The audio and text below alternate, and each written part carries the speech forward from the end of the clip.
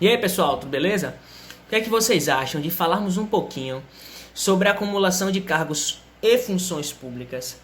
Bem, antes de iniciarmos sobre o tema, é importante que falemos um pouco sobre quem são aqueles que podem ocupar determinado cargo ou função pública. Bem, eles são conhecidos como servidores públicos, previsto no artigo 37, inciso 2º da Constituição Federal, onde fala que o servidor público é aquele que ocupa cargo público na administração pública, direta ou indireta. Eles estão sujeitos a um regime estatutário e são escolhidos através de concurso público. Cumpre salientar que eles possuem estabilidade, que é considerada uma garantia constitucional de permanência no serviço público após 3 anos de estágio probatório. E também a aprovação em avaliação especial de desempenho.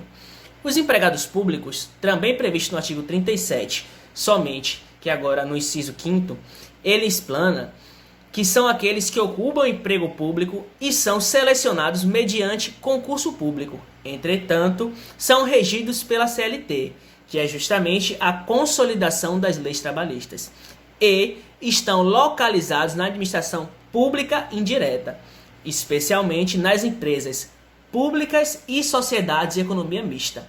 Os empregados públicos, eles não gozam da garantia constitucional da estabilidade. E a função pública, o que seria? Bem, compreende a função temporária e de confiança, ocupam função na administração pública direta ou indireta, atendendo aos requisitos da Constituição Federal de 88, em seu artigo 37, inciso 9, quais sejam a necessidade de contratação temporária e excepcional interesse público, estão sujeitos ao regime especial e são selecionados através de processo seletivo simplificado. O mandato eletivo, de acordo com o artigo 38 da Constituição Federal de 88, fala que é o cargo que é ocupado através do poder de representação para o exercício de atividades políticas por tempo determinado, onde os agentes políticos recebem por meio de eleições populares. Bem, a Constituição Federal, ela prevê um mandato de 4 anos para deputados estaduais, federais, distritais, vereadores, presidente da República, governadores e prefeitos. Temos que salientar que no caso dos senadores, o mandato ele não é somente de 4 anos, e sim de 8 anos. Bem, já que foi feita essa breve explanação, agora vamos entrar no nosso assunto principal, que é a acumulação de cargos e funções em regra. A Constituição Federal de 88, ela dispõe em seu artigo 37, inciso 16, que é vedada a acumulação remunerada de cargos públicos, exceto quando houver compatibilidade de horários, observado em qualquer caso disposto no artigo 11º.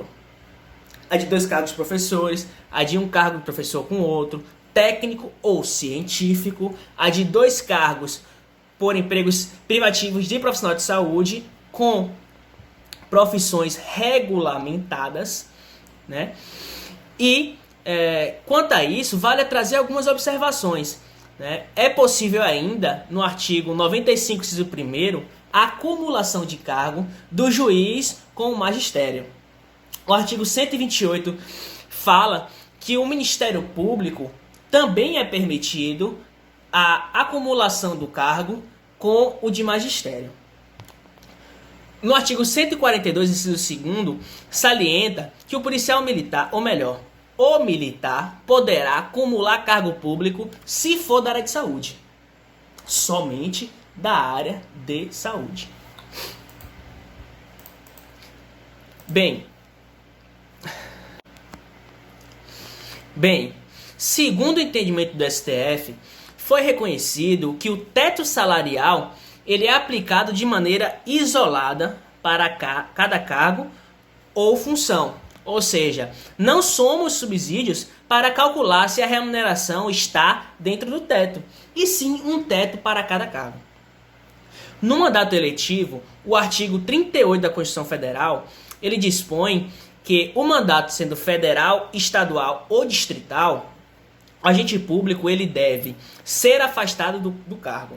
Entretanto, em casos de mandatos municipais, o prefeito ele afasta-se do cargo, porém, ele opta pela remuneração que for do seu interesse. O tempo que ele ficar afastado do cargo contará, sim, como tempo de serviço, não se beneficiando de promoções.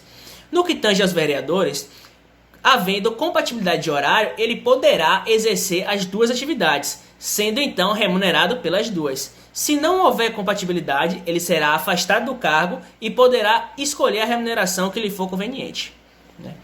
No caso de cargos militares, o artigo 14, parágrafo 8º, inciso 1º e 2º da Constituição Federal de 88, ele fala que se eleito e tiver menos de 10 anos na cooperação, a regra é que o militar deve se afastar do cargo. E se tiver mais de 10 anos e for eleito, ele deve ser aposentado compulsoriamente, perdendo o vínculo com a Constituição.